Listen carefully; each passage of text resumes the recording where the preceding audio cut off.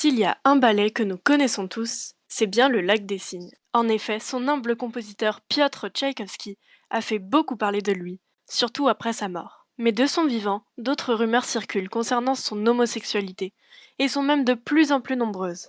Malheureusement, en Russie, l'homosexualité n'est pas autant tolérée qu'aujourd'hui, et ces rumeurs ne sont vraiment pas à son avantage. Nous avons interviewé André Lischke, musicologue et auteur du livre Piotr Ilitch Tchaïkovski.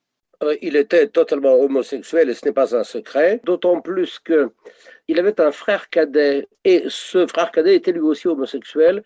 Entre eux, ils communiquaient dans leurs lettres tout à fait franchement à propos donc, de leur vie personnelle. Il n'a jamais fait de coming out dans le sens où on l'entend aujourd'hui. À cette époque, en Russie, l'homosexualité n'est pas tolérée, et elle avait même tendance à salir la réputation de ceux qui l'étaient.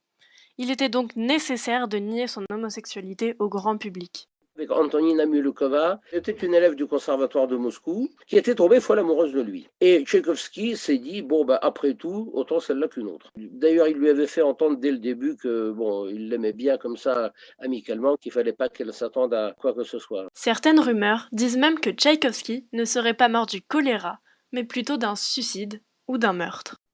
Selon son frère, Tchaïkovski serait mort du choléra après avoir bu un verre d'eau non bouillie. Mais déjà, au moment de sa maladie, des rumeurs commençaient à circuler, comme quoi ce ne serait pas du tout le choléra, parce qu'en fait, il y avait effectivement à ce moment-là une fin d'épidémie de choléra à Saint-Pétersbourg, mais qui ne touchait pas du tout les quartiers que Tchaïkovski fréquentait.